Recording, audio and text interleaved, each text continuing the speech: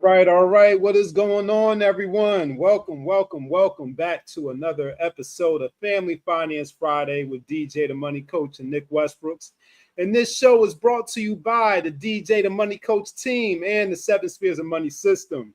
And before we get started and head to tonight's beach, hit that like button, share with at least 5 people, and hit that subscribe button and the notification bell so you can help us spread the message and the good news of the Pom Pom lifestyle movement.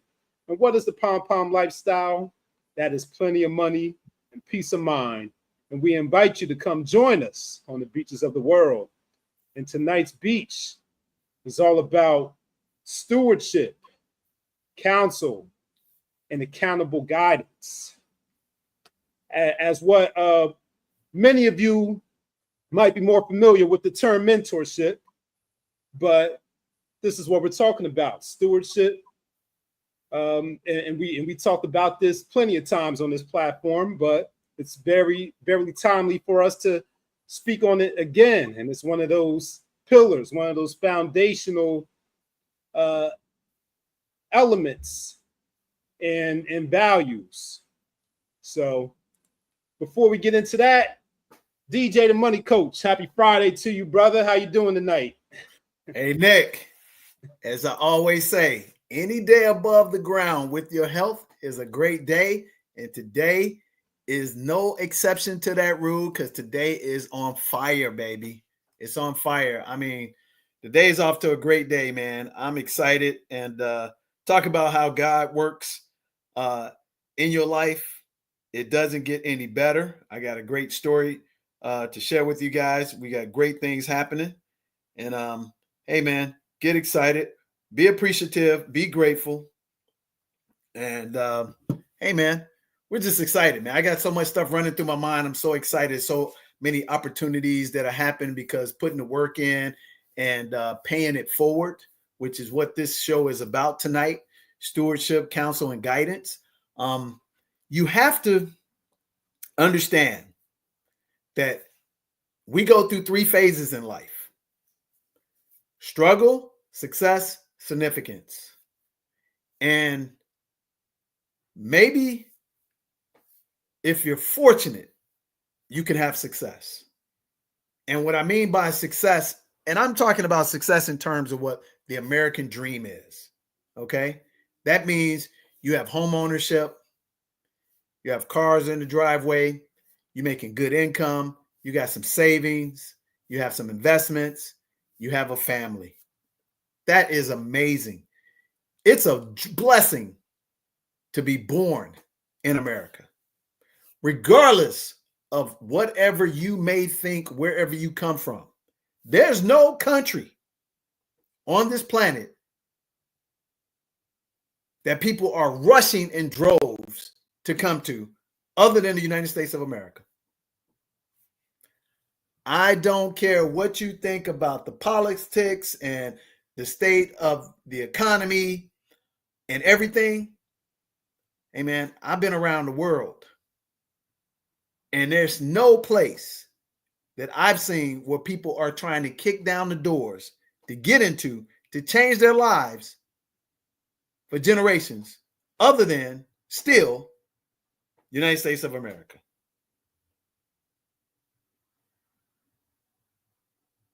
Real talk.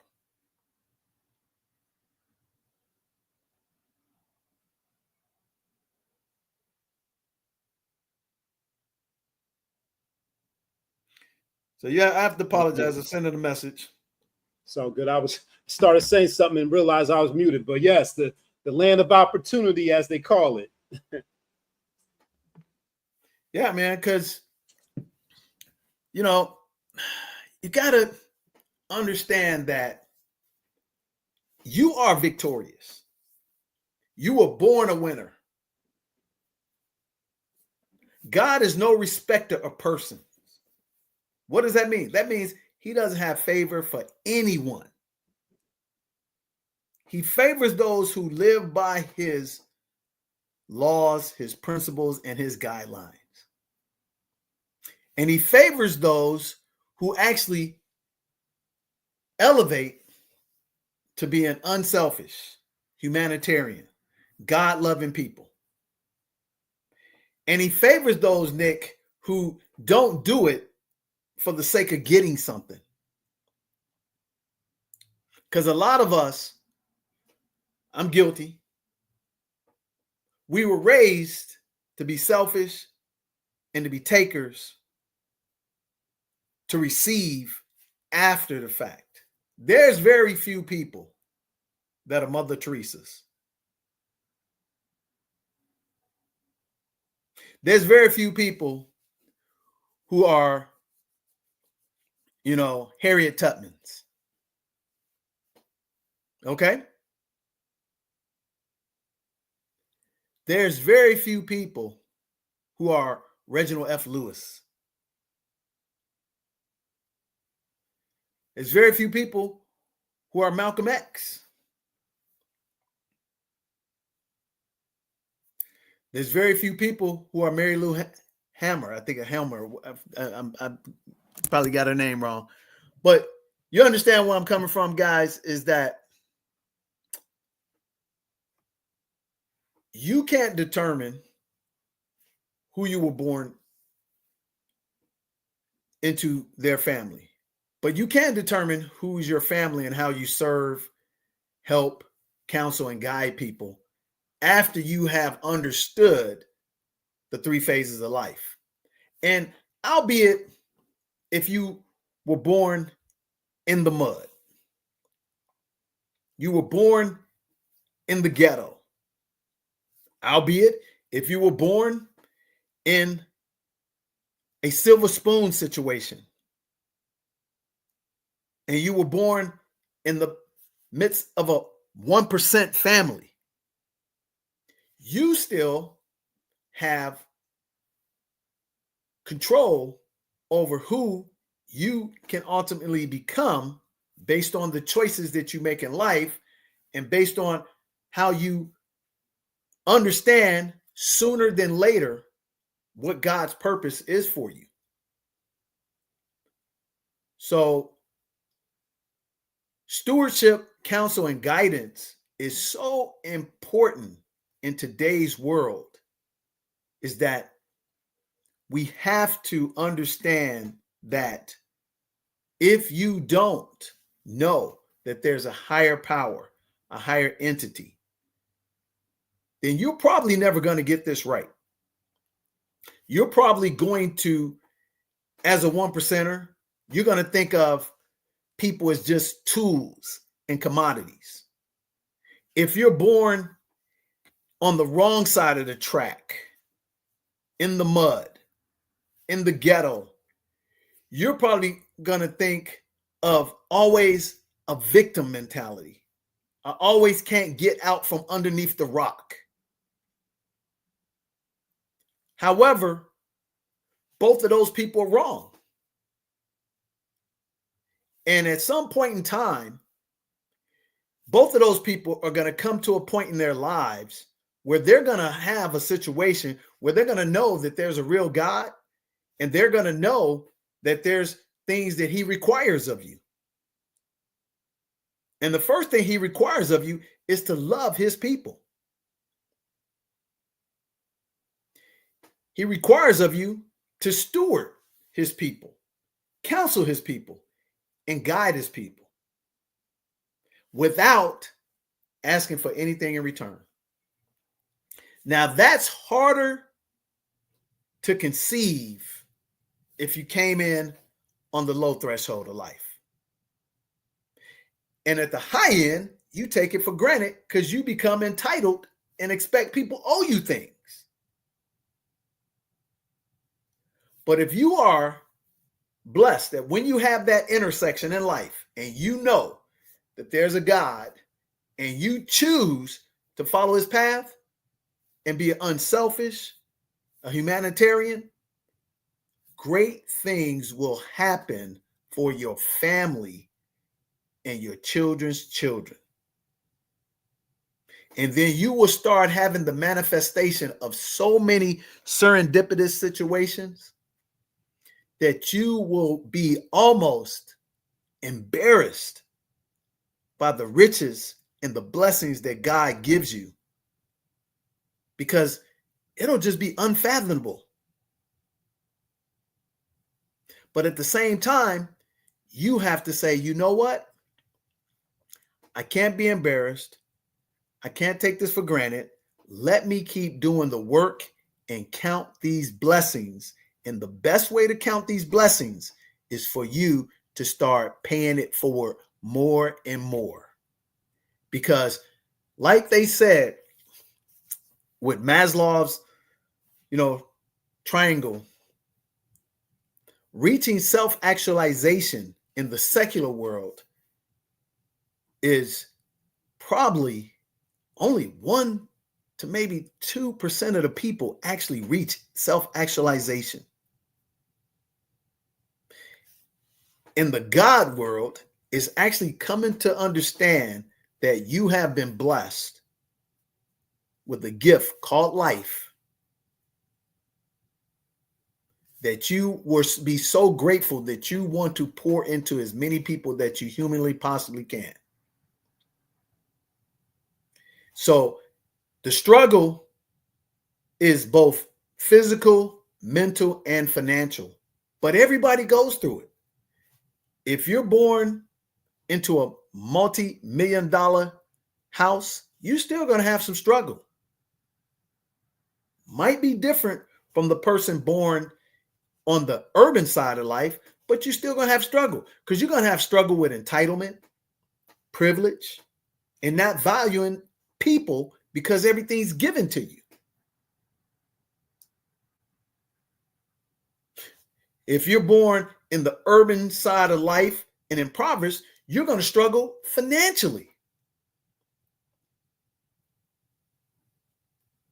However, you're both going to come to that pathway in the road and you're going to have some success. And your definition of success is going to mean a variety of different things. But in the construct of the American dream, success is very understandable for everybody. Typically, get a college degree, get a great paying job, have the ability to buy a house, buy a car, start a family. Or in today's world in 2025, get independence early. Have the ability to use this medium to make yourself, independent from your talents and your skills, to take care of yourself financially, to have the things, again, house, car, freedom. That's success. However, how do we become significant? The only way you can become significant is because you have made a choice and you realize that what the real value of life is. The value of life is obtaining true peace, being free without any hangups, any animosities, that you can be naturally a fun-loving, energetic, happy person authentically. And I thought about this, Nick, yesterday. So I went to my, salon to get my hair done. And you know me, man. I'm cheap, bro. Shout out to Great Clips. And I don't give free advertising. However, I've been going to the same person or persons, two people. I have my starter who went always available, and then I have my my relief person when the starter ain't there, right? And I was thinking, man, the contrast, the difference between the starter and my substitute person, it just dawned on me night and day, right? And here's the deal. Both of them came from two different financial backgrounds, two different stress points or lack of stress. And you could tell they both real great people, both women, right? And it dawned on me. So I go in, I set my appointment on the app, boom, okay, 30 minutes to check in. I get there. My starter's not there because I haven't communicated with her. And they tell me, hey, the starter, she's transferred to another place, which it didn't surprise me because she sold her house. She's children are out of college. She got grandchildren. And I was asking her, hey, man, it's amazing. You still keep coming over this side of town. And that's like 30, 40 minutes away from where you moved to once you sold your house. It's just a matter of time that she wouldn't keep making that trek. You know what I mean? So albeit, I'm not, unhappy, but I'm like, oh man, I thought I could have got a little, last cut or something like that. But then my relief substitute, she rolls in, and there's a saying. They say they call you sunshine for one or two reasons. You either bring the sunshine, or when you leave the room, the sunshine comes back, right? So I'm sitting there, and the substitute comes in, and man, she's just energetic, happy. Hey, DJ, I hope you didn't have to wait a long time. No, I'd have to, man, how you doing? How's everything? How's the family? Engaging. And just all of a sudden, man, I was already in a good mood, but she made my mood even better. And I'm sitting in a chair, and I'm saying to myself, she's my second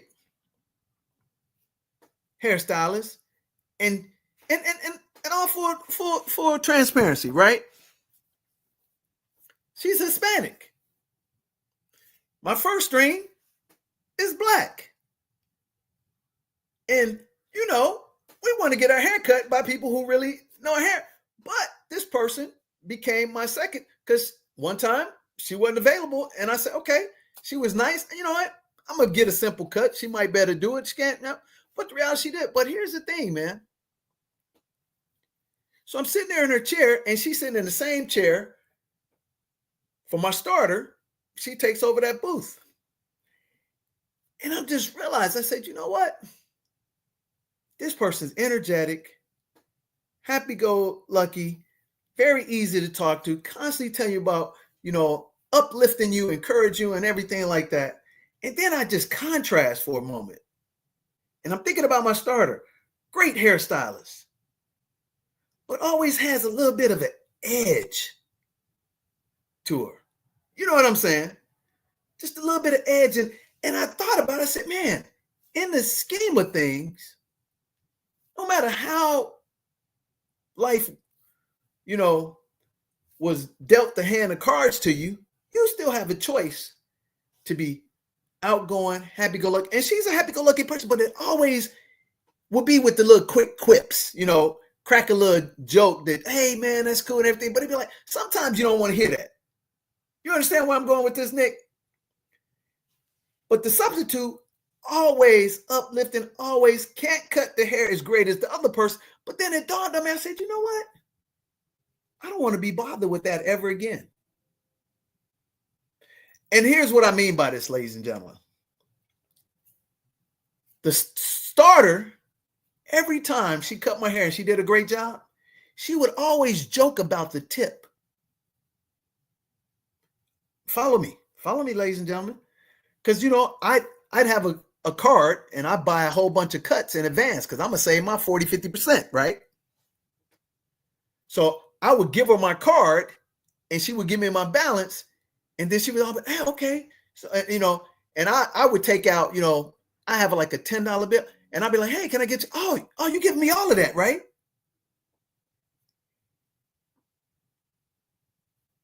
And I would laugh with her.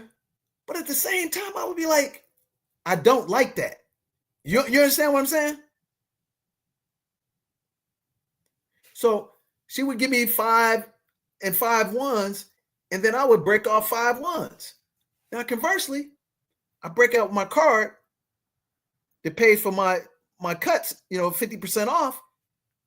The substitute never, ever, ever mentions anything about a tip. Now, you would think that the substitute has more money than the starter, but it's actually the opposite. The starter, house debt free, raised kids, in a great financial situation, better off than the substitute, but you would not be able to tell by the fact that every time, and it started dawning on me, Nick, that every time I come in there, and I had some, one time I forgot my card, so I pull out $100 bill, and she changed it. This is the starter, and she be joking, so she break it off, and it's like some 20 stuff, and she would one time grab the 20 and be joking. Oh, I know you're gonna tip me well. You know where I'm going with this, right? And at that, I was like, why do you keep doing that? And I typically, if it was a man, I would have checked her, right? But I ain't raised like that, so I just let it go. But then I said, so the last 2 times I got my hair cut before I went to Zanzibar was with the substitute. And when I came back to substitute, never. I on my card, and y'all said, man, where's this going, DJ?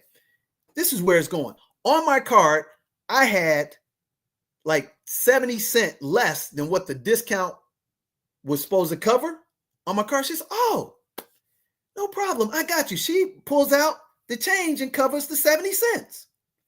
Now, one time when I was short on my card before with the starter, oh, you can't put none of this on that card. Here's what I mean, guys. So I get my cuts for $9.99. Without the card, it's $18. So one time, I only had like $15 left on the card, so it was still $3.99 short, right? The starter said, oh, you can't even charge the $15 you got on the card, so you got to pay it. I was like, what? The substitute, I was 70, 80 cents short. Oh, I got you. I said, no, you don't have to do that. So I pull out $10 bill. She changed it, give me the change. Didn't ask me for a tip at all. Boom. I break off $5, $6. And then all of a sudden, it dawned on me. I said, here's the person who has less, but has a much happier disposition all the time. And God's going to continue to bless her. Here's the other person, a nice lady. Don't get me wrong. Very nice lady. But every time, why are you prompting me to try to get me or guilt me to give you more, but you constantly taking?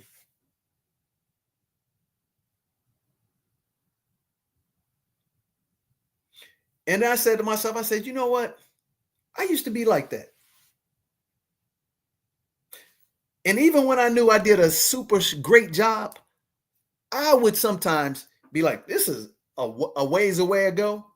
But it made me realize that person, even though she's successful, even though she's a phenomenal stylist, she still has got some lingering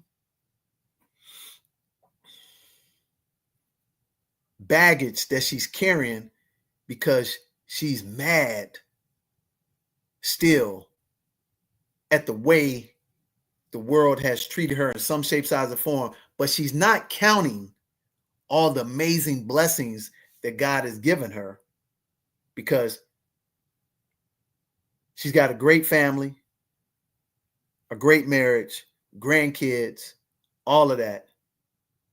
But something she still is unhappy about. And I know what you guys are probably thinking right now. Oh, man, here's the thing. You have a choice to be significant. You have a choice to be successful. You have a choice how you handle your struggle. And what you have to realize is that, what's the saying? The apple don't fall far from the tree. The best thing can happen is that if you're fortunate to have a family, children, girls, sons, and people compliment you and they say, you got a great daughter. She's respectful. She's kind. She's hardworking. She's unselfish. They're not complimenting you. Oh, she's so beautiful. She's so smart. We've got that mixed up, bro. So this show, Stewardship, Counsel, and Guidance, is all about that, because once we realize what our purpose is, and God is taking us through the struggle. And here's what I want you to understand, ladies and gentlemen. You have to have struggle in order to have true success. Nothing worth having does not come without struggle. I'll give you a primary example. You know how a caterpillar turns into a butterfly, right? A caterpillar becomes encased into a cocoon. And then over a period of time, it metamorphoses into a butterfly. But when it starts to come out of cocoon, it starts to stretch. And if you were to open up and take away it growing its wings and stuff, you think you would help in it, but you would actually kill it, because it doesn't develop muscle in order to make the wings strong, and you would kill it. So as it pertains to us, God gives us certain struggles so that we can get stronger to handle the success the right way, so he can get you where he really needs you to be, is on the significant side of life. So you can pour back into other people for no ulterior motives.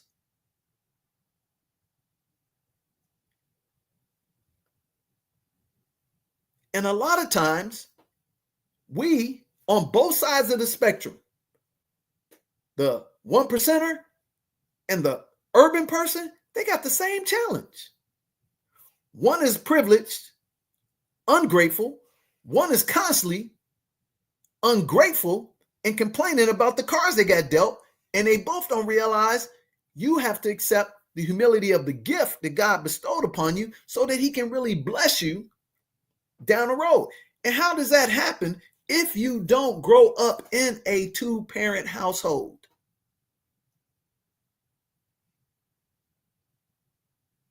If you are unfortunate to be born into a single-parent household, and that parent doesn't look up across the landscape and say, hey, we're victims in everything, instead of saying, hey, you know what?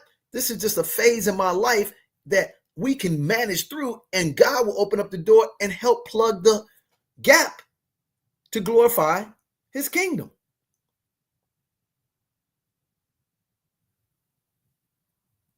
So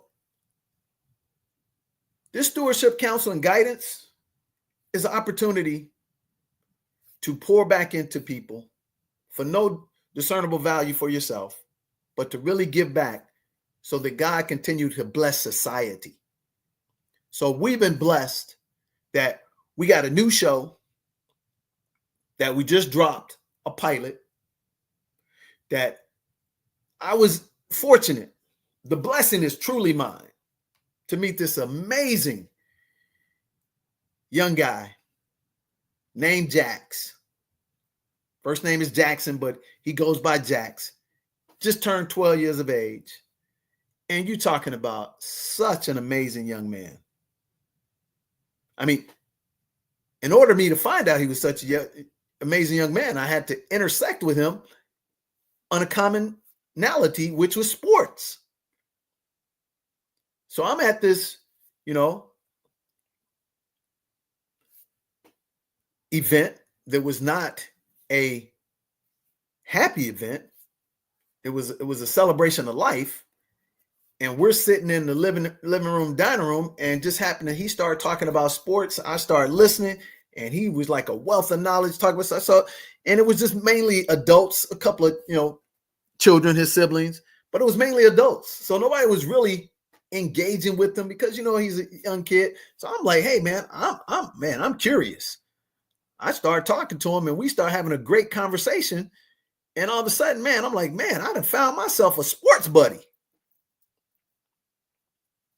So I said, hey man, love sports, love your enthusiasm, love your knowledge on the game in itself. I said, I would love to talk sports with you and chop it up and do something with you. And he probably thought I was being patronizing towards him like most adults would be, but I was sincere. And I told his mom and she was like, oh, okay, cool. And then, I said, yeah, just let me know.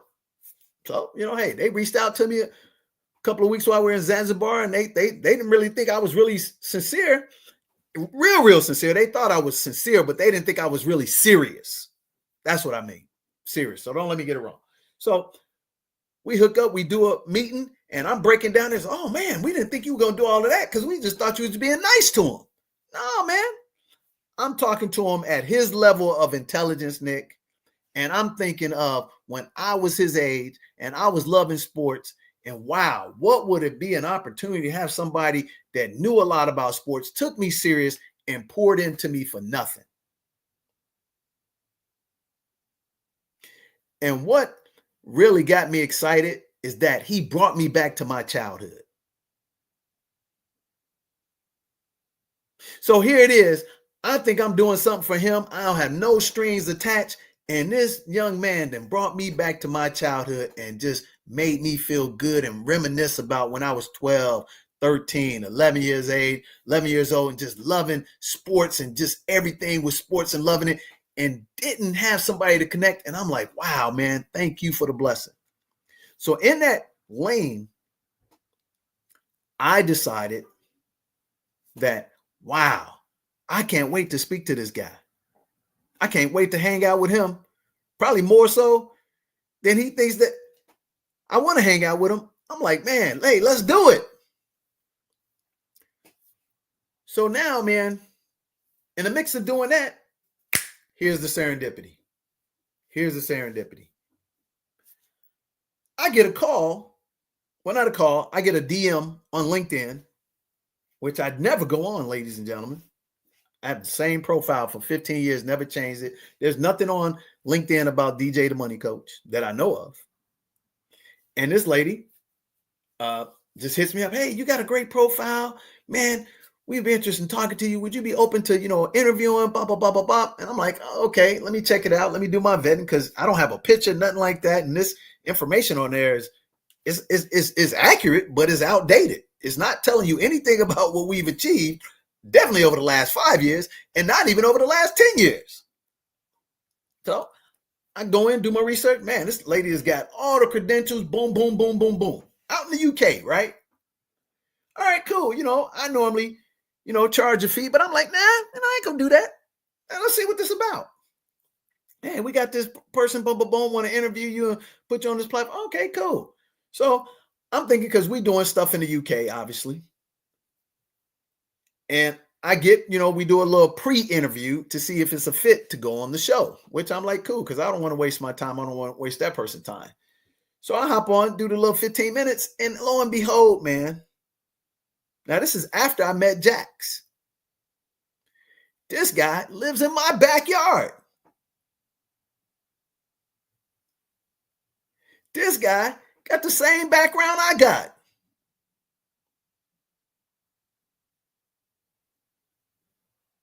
We connecting. This guy homeschooled his children. His children 21, 24. He homeschooled his children.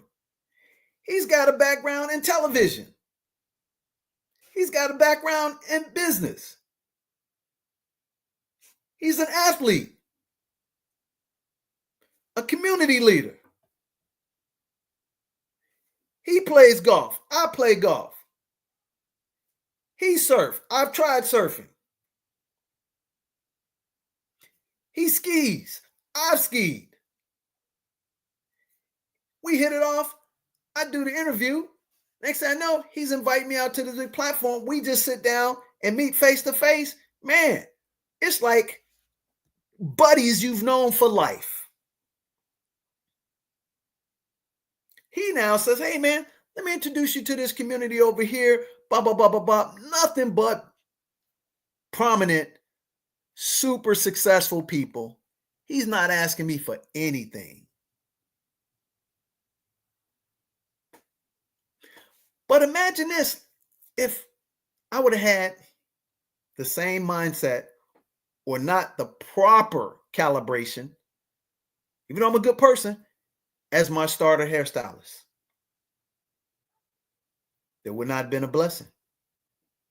Imagine if Jax would have interacted. Yeah, that's cool, kid. Yeah, hey, good luck with that. Hey, man, what they say? I forgot what's that backhanded compliment that people give when they were not really sincere. What they say? God bless you or good luck or something like that. When they don't want to say something negative, but they be like, oh yeah, good luck. Keep working on your thing. Imagine if I would have done that to this guy, to this little guy. Imagine that. And again, man, I don't care what comes out of this relationship, but the simple fact that we're both in a position right now that we're in the giving mode to help other people become successful, help them come through their struggle, provide stewardship, provide counseling, provide guidance to those who ask you, not you offering it without them asking you for help. That's one of the key components, ladies and gentlemen.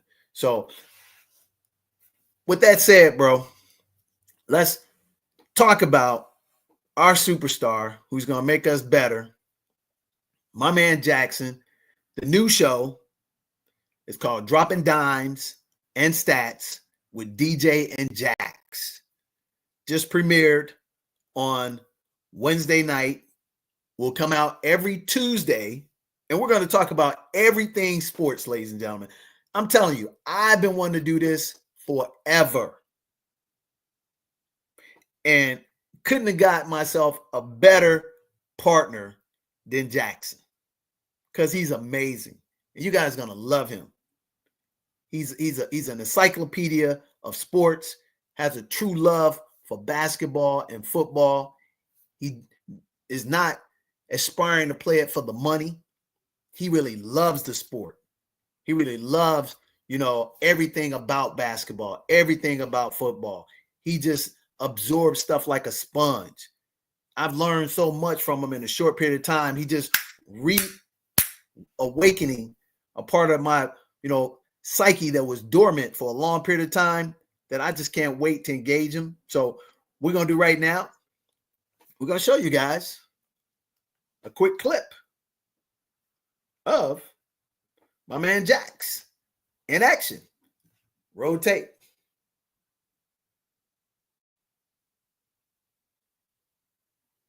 Full-time TV for everybody on the NFL because right now Shedeur Sanders has got the number one selling jersey in the whole NFL for a 5th-round pick. I think he's going to have a good game, but I think he's going to use that as leverage to get out. And I actually think, I have a prediction of what team he could possibly go. He got paid a lot of money, and there was a lot of potential trade destinations. I'm pretty sure the GM was looking for offers, but eventually got paid and got paid a lot of money. So as it pertains to today with Scary Terry, Micah Parsons, the true sign if they are really winners, they'll take a little less money to stay with a great team, especially for Scary Terry. Cowboys, they ain't got a chance to win no championship this year, even if Micah Parsons is paid 10x more than everybody else. They're not winning the championship no time soon. Do you think we're going to remember them if they don't win a Super Bowl? Probably not. Hey, I'm Jax from Dropping Dimes and Stats with DJ and Jax. And don't miss out on our weekly podcast.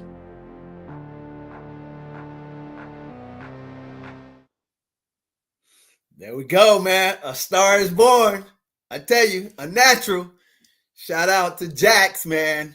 So our next episode is going to rock this Sunday night. Should be rocking around about 6 p.m. Eastern time. So, man, hey, don't follow me. Come follow Jax with the stats, baby. And I'm just going to be riding along on his coattails, just to be happy to just talk sports because we're going to have a lot of fun.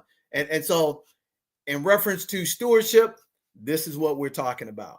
So now it's a privilege and an honor to have the opportunity to help this young man get exposed to a industry which he's going to dominate. I'm telling you, he's going to dominate. And you know what? I'm going to show him everything I know about this industry because he deserves to spread his wings and fly as far as he can fly because, man, the sports world needs to have a breath of fresh air like him. I mean, and it's so great thing about this, Nick, man, it's nothing better than having an empty piece of paper that you can help blossom into an amazing novel. And he's got a great parent. He's got a great grandparents. He's got a great supporting, cast. And man, and the great thing is, here's what I know about him. He's going to keep his feet on the ground, brother. And especially in this day and age, the thing that I love about Jax the most is that he is actually such a humble, nice young man that is unfortunately the antithesis to the type of kids coming up nowadays. And I mean, there's no difference between kids who got stuff and kids who don't. They all in search of chasing the bag and chasing image and likes because they're empty. Here's a kid that's got great fruit on the tree, and he's going to be amazing. I mean, he's going to probably end up playing, in the league, in the NBA. But if he doesn't, he's going to dominate the sports world from a knowledge and a platform base. And we're just going to say, hey, man, we were happy we had a chance to play a role in his start. So the counseling part is that, look, ladies and gentlemen, when you went through your struggle, record it, document it, the victories. When you start having success, document it, record it. Get ready for God to show you somebody to pour into their vase and help fill it up to go to the next level. Because I'm going to tell you, man, and the people who really have peace and freedom, they understand that they get more out of sharing and stewarding people than the person they're pouring into, because it revitalizes your life. It gives you purpose. It gives you harmony, and it gives you joy. And that's really what this is about. So from an economic standpoint, the one good thing about this is, like, right now tonight, and here's going on. So you have a debut with Shedeur Sanders, probably on right now, getting his starting debut for the Cleveland Browns. And why is that important? Because here's a man who has to eat some humble pie. Here's a young man who is a good kid, and I can call him a kid because he's only like 20, 21 years of age. But here's a kid who was spoon-fed, grown up in a household with a person's family that his dad was 101. Hall of Famer, football, all-star baseball player, personality bigger than life. So this kid has never had to want for anything. And albeit he's never got in trouble, but you know what he did? He had an entitlement, privileged mentality that his stock fell, and he got embarrassed and humiliated on draft day. So he went from, hey, man, I'm going to be drafted in the first 5 picks to being drafted in the 5th round. And now he had to show some character. And I'm going to be honest with you. I didn't like the way the kid carried himself. But I can tell you this. Here's the great thing about America. We believe in second chances. They say you don't really show who you are until you have to overcome something. Or just like with money. If you get money and you're a good person, you become a great person. If you get money and you're a little shady, you become a demon. So this kid, he went out, trademark, I'm legendary or something like that, ain't never stepped foot on a NFL field in his life, But he goes following his dad, over the top personality and persona, and I'm all about this God life. Fake. Remember, if somebody's got to constantly keep telling you they great this, they God that, think about it. They said, when you're good, you talk about yourself. But when you're great, they talk about you. So from a counsel standpoint, for Shador, his dad should have had some counseling, because his dad did a hell of a job as a father. Let me be honest with you. A great job raising his sons. But his dad overstretched his image and his, marketability, that he didn't have the humility on that side. Phenomenal dad. Phenomenal dad. First class extravaganza. You hear me? But on the marketing side, they say, hey man, pride comes before the fall, right? He overshot his thing thinking that, hey man, my son is me. No, he's not. He ain't done nothing other than go to school, work in the system that you gave him, but he never put up nothing that was impressive other than the name on the back of the jersey. Didn't win any championships in college. Put up some good numbers. Didn't dominate in the most dominant, top 5 sports for college football. And if you took his name off the back of the jersey, would he have been a top 5 pick? No. So he got so full of himself, wearing the jewelry and all that stuff. Again, never got in trouble in any capacity on the civil side, which is great. But then he was rubbing people the wrong way. And they showed him, oh, you're going to have all this big this and all that. You ain't coming to the draft. You're going to have your draft at your house. And his stock just plummeted. But to his credit, he took the humble pie. He told his dad, hey, I don't want you coming to any of my practices because I got to make it. And now this brother has built back up his stock. And now he got great counseling and great guidance, because sometimes you too close to the father and the son when you can't get perspective. So good thing for him, he took a hold of his future and realized, I'm not Deion Sanders because I don't have prodigious talent. I got good talent. And the first thing I do, I got to make some quality decisions. I know my dad wants best for me, but my dad gave me some bad advice. My dad did a great job raising me up. But as it pertains to this National Football League and this pre-Madonna attitude, when you haven't accomplished anything, and even if you had, you might want to be a little bit more humble. He learned that lesson, ladies and gentlemen. So kudos to Shador, whomever he decided to put on his team outside his dad. Kudos to Deion Sanders to say, hey, man, I'm going to listen to you, son, because you're your own man now. And I overshot my, pull in the industry and made things more difficult than they had to be for you. And now he's gone out there, did the work. And now I'm pulling for the young man. However, with caution. Because here's the thing that we normally do, especially in our community. When we get a setback, we get that humble pie until we get back on track and we get right back to that crazed, out of control ego and hubris.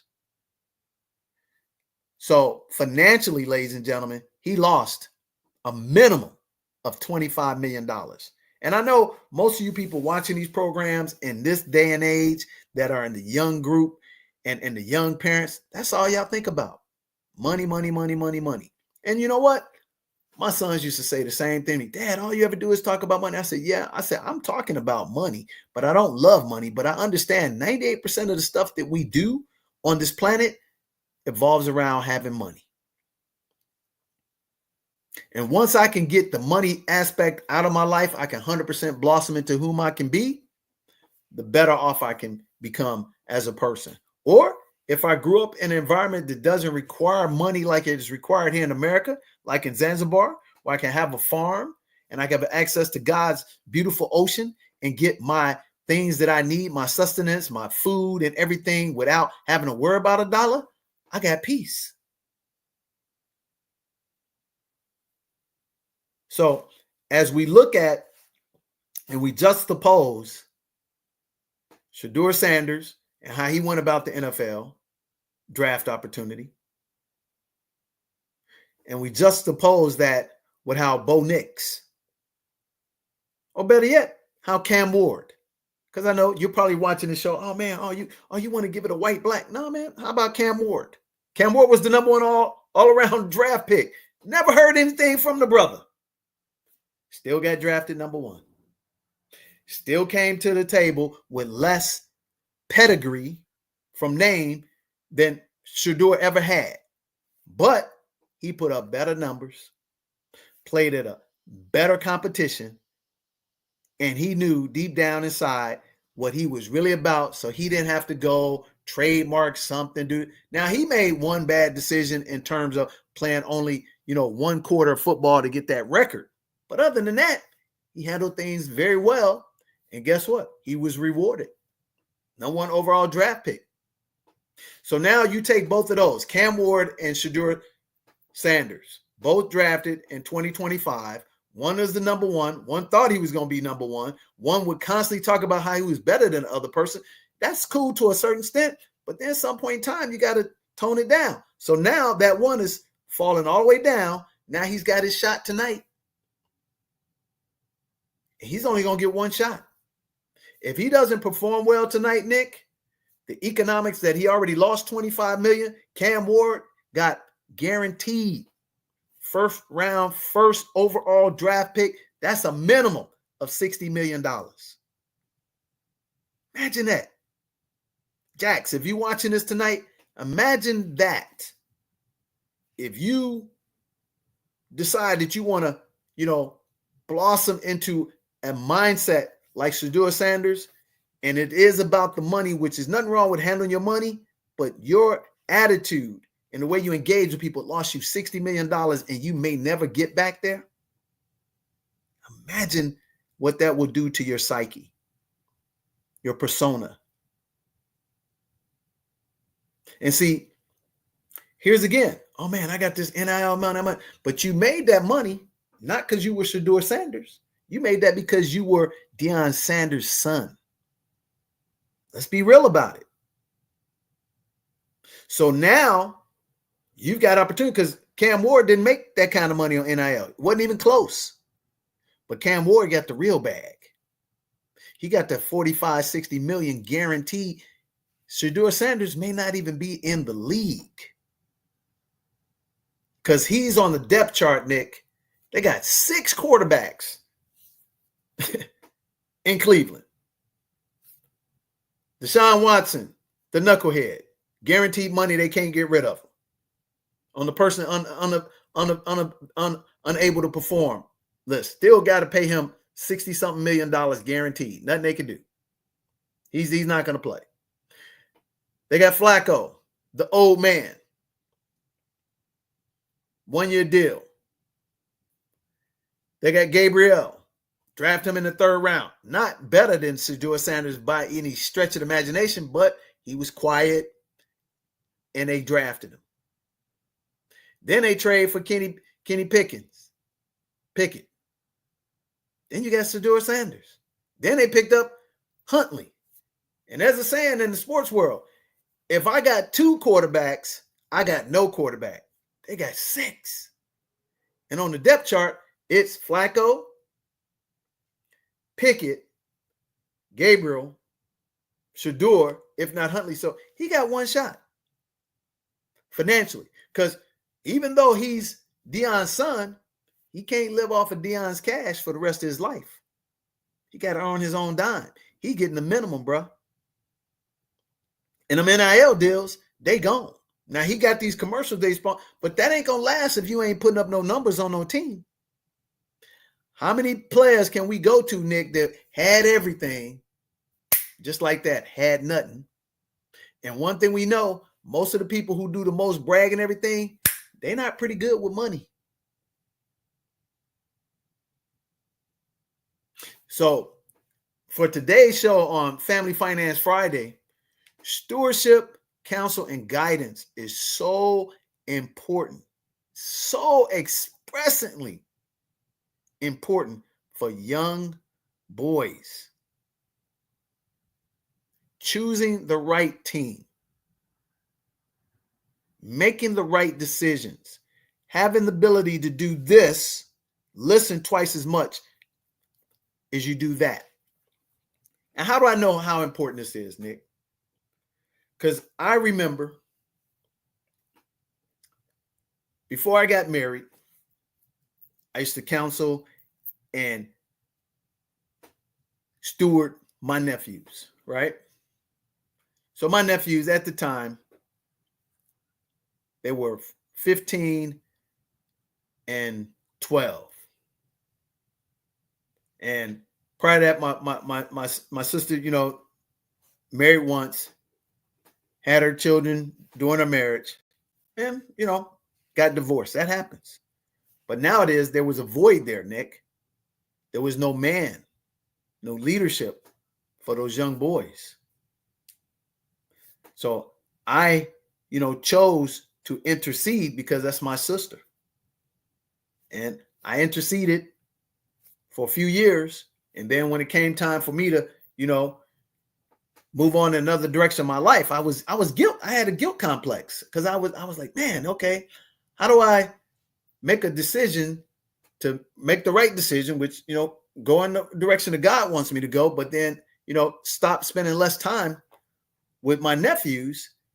And I remember I was like, man, dude, I had to sit down with my elder, and I'm sitting down with Roland, and I say, hey, Roland, man, how do I handle this, man? Because these boys need me still. He said, hey, DJ, he said, I've seen you for the last 2-3 years, bring them to Bible study, bring them to church, put them in tutoring, you know, that you paid for with your money to help your sister out. Actually, put them on your, you know, your staff at your cleaning company. Show them how to work. He said, you went from, they may be 15, 12 now, but you were doing that when they were 11 and 8.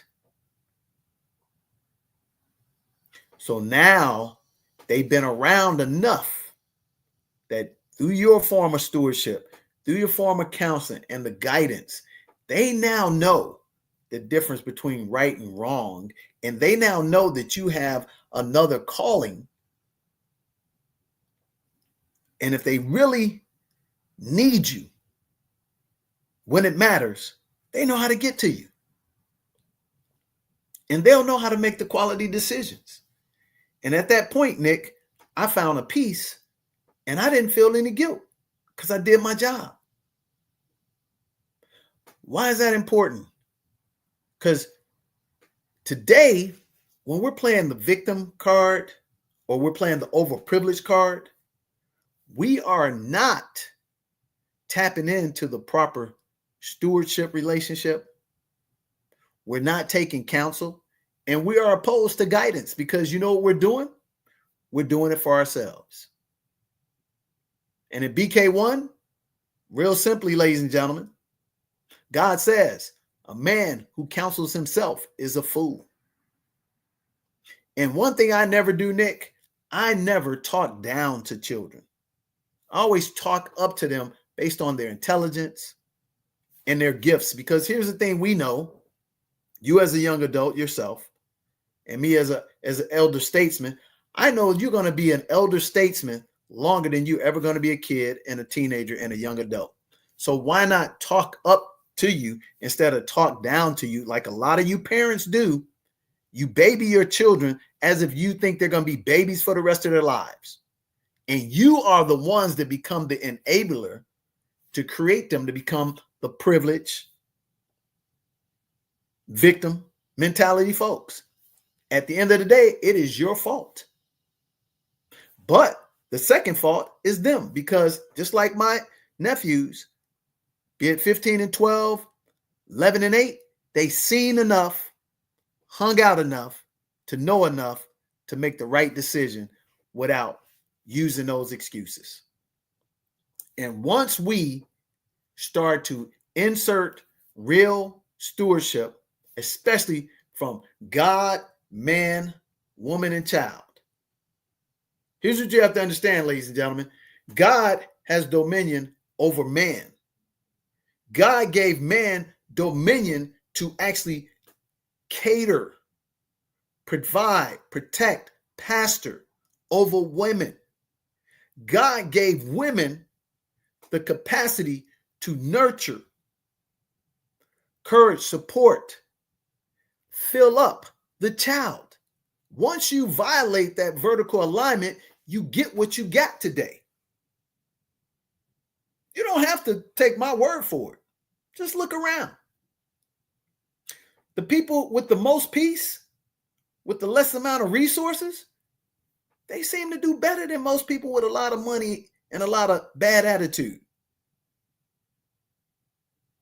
The people who play the victim card, always getting into stuff, always pointing the finger instead of holding accountability for themselves, they're going to always have those challenges.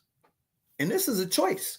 So if you're watching this Family Finance Friday Stewardship, Counsel, and Guidance show tonight, and you are on the fringe of making bad decisions, or you're taking things for granted, ask yourself a question. Who are you accountable to? Are you counseling yourself, or are you taking counsel from somebody who's actually going where you're trying to go? And do you have proper guidance in the process of pursuing your dream? Because I'm going to leave you with this. You should have 3 advisors in your life. And I'm talking to you, my main man, Jax, and I know you do. Number 1, you should have a spiritual advisor. That should be somebody that you can emulate the principles of success that they have manifested in their lives. They have demonstrated in their lives. That means that based on your ability at a 5th grade level to take that BK1, take that Quran, that Torah, whatever your book is, and you can make it based on your comprehension, the ability to understand what you're reading, that is meaningful, measurable, and manageable. You now link up or go out and find somebody that has demonstrated these principles of success, not their personality. That's number 1. Number 2, you need to have somebody who has leadership.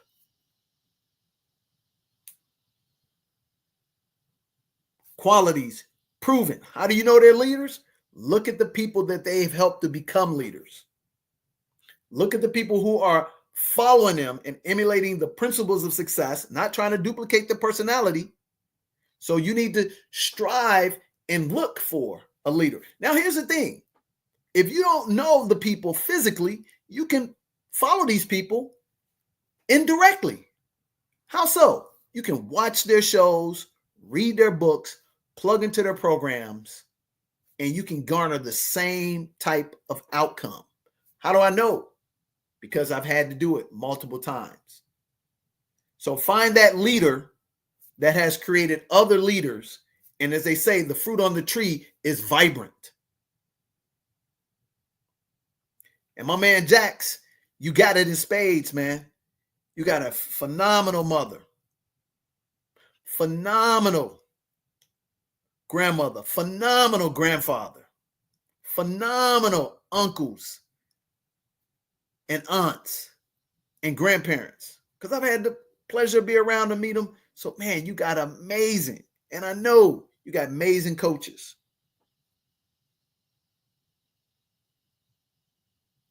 So keep choosing wisely. And then the third thing is you got to have a business advisor. Because in this day and age, Jax, everybody's making money real fast at a young age through a variety of different mediums. And on these mediums, we're getting access to this information faster and quicker than we ever have in the history of the world. That's a good thing because it does not limit your ability to be 100% of who you are sooner. It's a bad thing because there's exploitation. There's all these ills of society that you don't need to be exposed to at a young age. So find your somebody that can give you the basics of money and business principles that can help you when you begin to make that, what do I want to call it? Having a senior moment. I apologize. When you're going to have that, just huge leap into success, that they can tell you the way you should have things structured, the way you should save your money, invest your money, put the right people around you, create the right system, and most importantly, stay out of debt. And when you start to have those 3 advisors, remember, you want to emulate. That means follow the principles that they're following, not their personality. You want to be a first-rate you and not a second-rate somebody else. Because in this world of sports and entertainment, there's a lot of people duplicating personalities and not emulating true universal principles of success that are based on God's directives. And I'll leave it to you this way, just to give you proof in the puzzle. I don't even think that's right. Proof in the pudding. Proof in the pudding. So recently, LeBron James, Kevin Durant, Steve Nash. These guys have been hating and trying to, especially LeBron James. And you can take this however you want to. I don't care, but I'm just going to tell you facts. The self-proclaimed, I'm the chosen one. I'm the king. I'm greater than everybody. Hey, man, you're the best NBA specimen athlete in the history of the NBA. But you're not the greatest of all time. And here's the stark comparison. You're a phenomenal family man. I take my hat off to you, brother. One wife, still together with your children. You are aces personified as a family man. However, you're raised up in a single parent household, and you never had a man in your life to raise you into a man in this lane that I'm referring to. The fact that you're always trying to talk about you're greater than this and you're better than that, and you're making excuses about stuff. Only person that does that is a person that's never really had a real man raise them. Same thing with Kevin Durant. Hats off to his mother. But always got excuses and trying to make comparison. And here's what I'm saying. This ain't really about Kevin Durant, Steve Nash, and LeBron James. This is about the foundation of stability in a household raising a child right. That households and children are required by God to be two-parent households. And there's no such thing as a single parent if your significant other is still alive. You're not a single parent. You guys are raising children together regardless if you're divorced or not. But we use this victimhood mentality. And here's the thing I want to say, because these guys, just the other day, they were making observations about Michael Jordan leaving the NBA to go play baseball and not really understanding that why Michael Jordan left. Michael Jordan's father was murdered. He took time off And he decided that, hey, the best thing I can do is I can go play homage to my father, because my father wanted me to be a baseball player, because I was raised in a 2-parent household. And I'm not sitting up here trying to compare myself with anybody, but I'm not making excuses either for the things that I have or have not accomplished.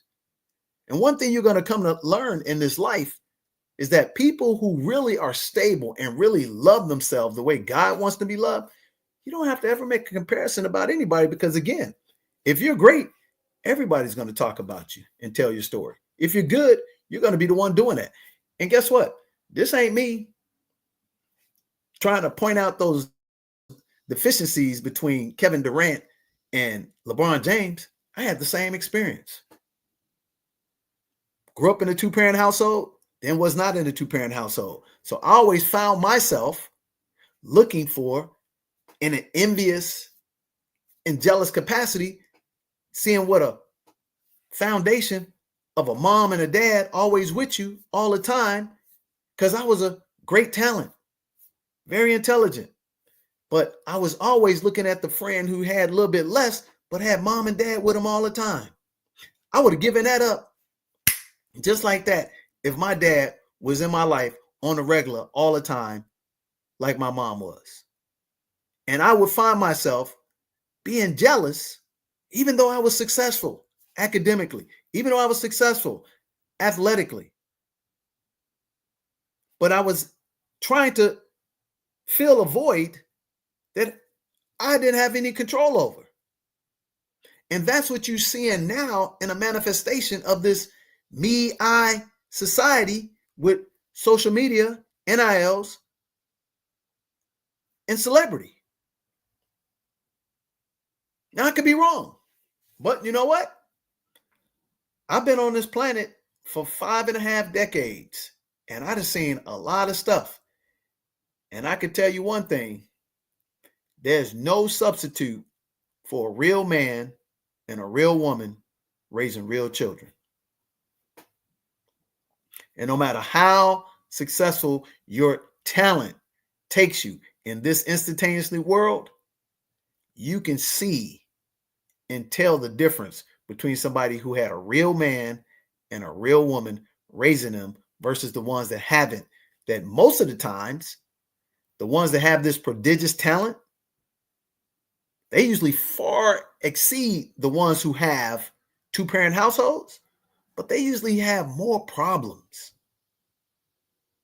Because when they solve the money problem, they are deficit at the most important part, and just being a person at peace and really knowing who they are. So if you happen to have come up in a broken household and you're wise enough or you're smart enough to discern that, you know what, I need to better find somebody that I can be grounded to, you should do that sooner than later. And this thing I always share with people as well. We're going to wrap this up. Never take advice from somebody who's at your level or below, because all they can do is keep you where you are or pull you down to where you are. And here's what I mean, Nick. So while I was in Zanzibar, we hired new staff, right? Shout out to Tajir, shout out to D, doing yeoman's work, thankless work, unselfish work. Went through, man, if I remember, D told me 40, 50 people interviewed, took about 10, 15 people through training for a whole month. So there was this young lady, right? Single parent. She was married. She did everything the right way. She married her husband, had children in wedlock. The husband leaves her, right? Hard worker. She's busting her butt while we're there. She starts on the cleaning side. She wants to, have a better life, So we started giving her more responsibility, right? So she was one of the first 2 hires. Now, D tells me when it was only 2 or 3 of them, man, she on time, stayed late, all that. We start adding a couple more people into the fold. these people start bringing a little flair, a little bad, social skills, and she start leaning towards them, right? So me, we give bonuses, incentives, and stuff like that, right? So she's making big tips the whole time I'm there servicing our guests at our resort. So I say, hey, you know what? I want to start something to pull us in even tighter, like we have our team here in America. So I said, so we're going to have a bonus payout for the pom-pom representation, and we're going to have the most valuable person. So I give them the money to D to get these people the money, right?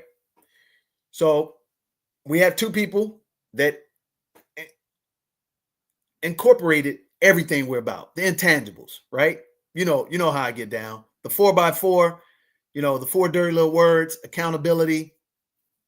Discipline, accountability, plug into our system, put your head down, go to work. And then the 4 P's, professionalism, persistence, perseverance, and performance. What I say, the C-suite. She had the 4 dirty little words down. She started incorporating some of the 4 P's. So, long story short, ladies and gentlemen, D gives out the big money. Because you got to do everything to get the big money with me, right? She gets some of the bonus, but 2 other people did everything. So they got the money. She starts to complain. She sends in a text. I quit. Now, mind you, Nick, ladies and gentlemen, she's a young adult, maybe like 26, 27, something like that. 2 children. Her husband left her, trying to put her kids through school. She has no other job. She quits because she sees the 2 people get more bonus than she got, and she's thinking she hit them all, but she didn't. So D feels bad because, man, this girl's, but she started noticing, she started getting influenced by the other people at her level and below. They gossiping. She allowed them to affect her livelihood to take care of her children. So I tell D, ladies and gentlemen, I say, hey, let's call her back in because she quit. We didn't fire her. We didn't have no desire to fire her. She comes back in, sits down with her. She's crying and everything. And I said, you know what? I said, I can relate to your situation. I used to, have a mom and dad. Mom and dad was married, raised me, then got divorced. Mom was struggling, tried to work hard just like you are. I said, here's what we're going to do for you. First, I explained to her why she didn't get the bonus. I said, number one, let me ask you this. I'm not going to mention her name, but I said, hey, when you were getting those tips for the work you were doing and other people weren't, were you concerned about them not getting that extra money? She said, oh, no, Mr. DJ. I apologize. I said, yeah, think about it. Mind your own business, number one. I said, number two, I said, which of these things here, in terms of all 10, do you think that you graded the lowest in? Oh, I said, okay, well, guess what? Those are the reasons why they got that bonus. And I said, number three, I said, who are the people that gave you the advice to quit? Not on yourself, but your sons. And she admitted, right? I said, so here's what we're going to do. Everybody deserves a second chance. I said, you're the hardest worker, the nicest worker, but you scored a little bit low on these 2 out of 10, which ain't bad. I said, here's what we're going to do for you, Nick. This is what I said to her. I said, we're going to pay for your children's education. Now, I'm not saying this, ladies and gentlemen, to pat myself on the back, but I'm about to show you the more to the story. I said, we're going to pay because you've been doing such a great job. Out of those 8 out of 10, we're going to pay for your kids' schooling for the next 5 months. We're going to give you a little bump and raise, but we're going to do it month to month. And this is between you, me, and D and Tajir. We're going to give you a second chance because you earned it. And we're going to show you why you stand here is going to be a value because we got this role, just like yours, Nick, that is developing, and we need a good person to run this role. We were going to give her stewardship, Nick, over the entire cleaning operation to be the manager. After 5 months, she's happy, tears of happiness and stuff. We get the information for her school. Hey, lo and behold, Nick, I can't make this up. I go back to the condo, leave the resort. I get a call from D 2 days later. This young lady, final exam, stuff that she's been doing. She panics. She freezes. She can't pass the final exam, the stuff that she's already been knocking out the park. She has a breakdown for about 30 minutes, locks herself in the bathroom, ladies and gentlemen. And when we share with her not to share what we were going to do for her, she tells somebody what we were going to do for her. And I said, hey, can't help you. Why is that important, ladies and gentlemen?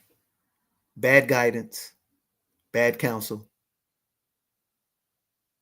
And she just blew an opportunity of a lifetime for herself because she allowed herself to be counseled by somebody at her level and lower, even after she was given a second chance for a better way of life for her, but most importantly, her sons. And she couldn't remove herself from her own young selfishness because she's on social media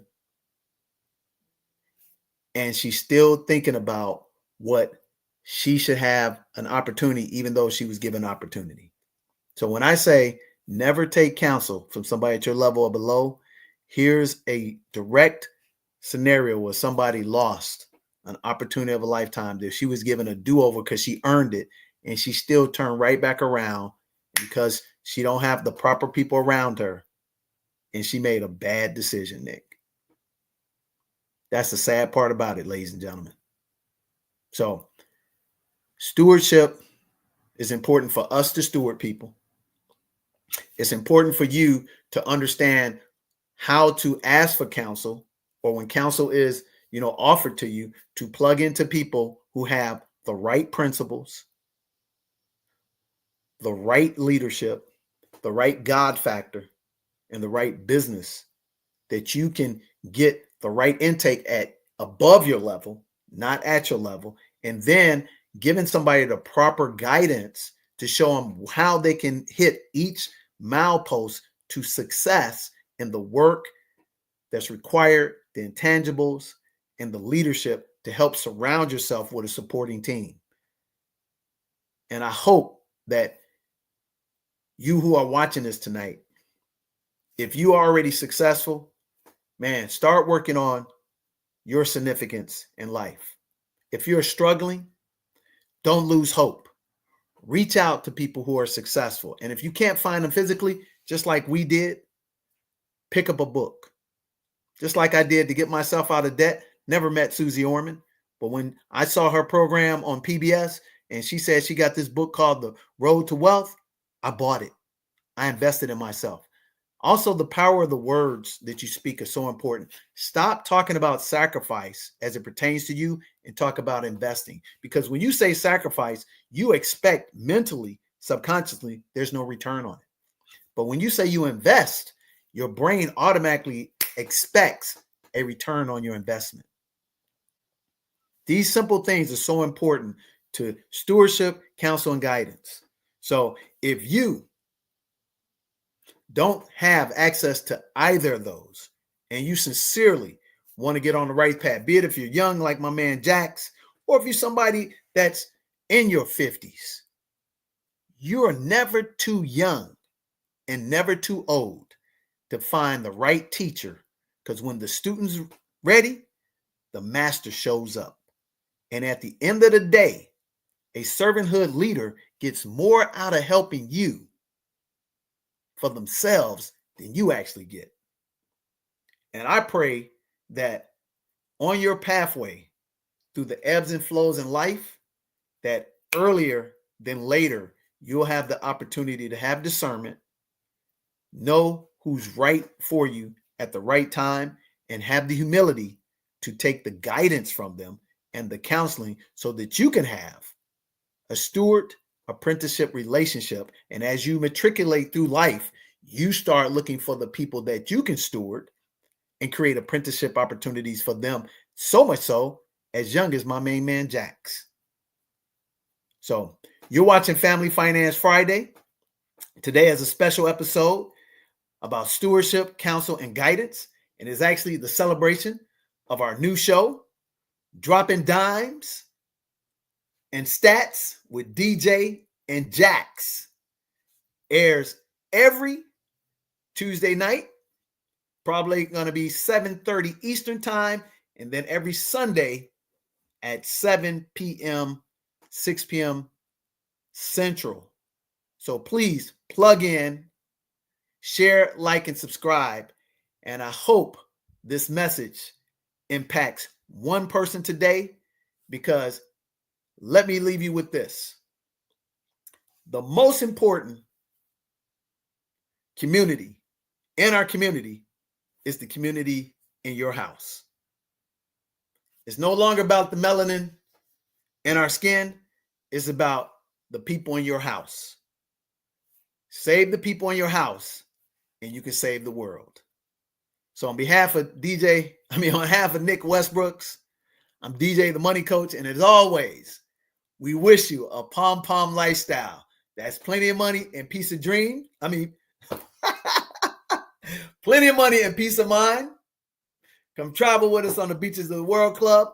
We hope we'll see you in Zanzibar, but most importantly, we hope we'll see you where it really matters, on the road from struggle to success to significance. And you too will be a great steward, provide great counsel and great guidance, first and foremost in your own house first. So God bless, and I'll see you next time.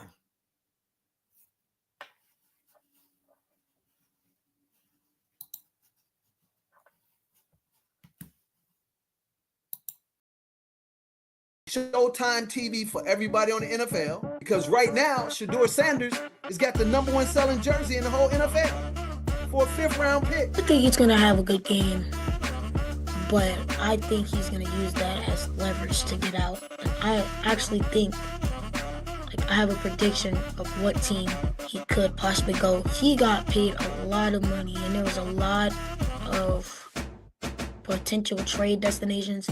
I'm pretty sure the GM was looking for offers, but eventually got paid, and got paid a lot of money.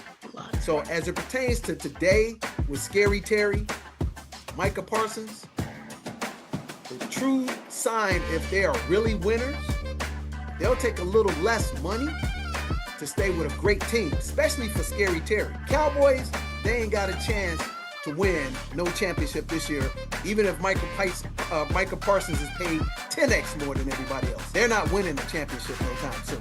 Do you think we're going to remember them if they don't win a Super Bowl? Probably not. Hey, I'm Jax from Dropping Dimes and Stats with DJ and Jax.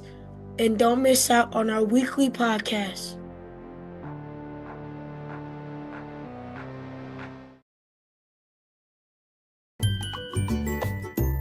So credit is a necessary function of our society to do anything. So you need to be able to have efficient access to credit, which is other people's money.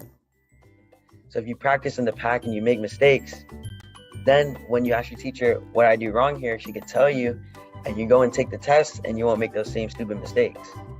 So rehearse, plan, rehearse.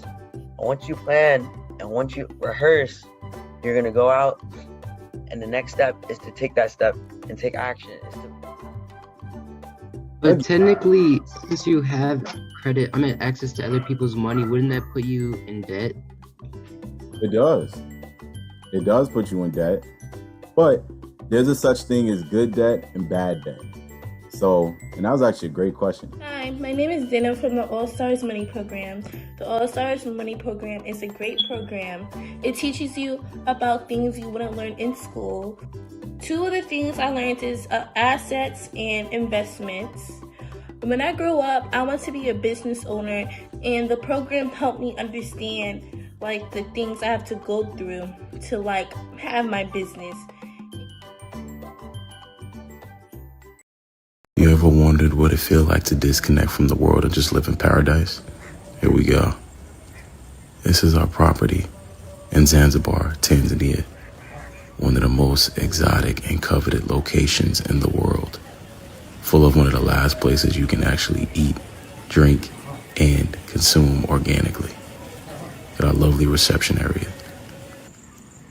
And take a look at the landscape and all of the real plants, trees, fruits, and vegetables, and everything you need to live a happy life.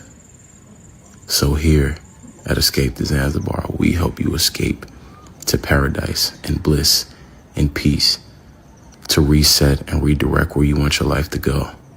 So hey, don't just take my word for it. Come experience it yourself. I'll see you soon.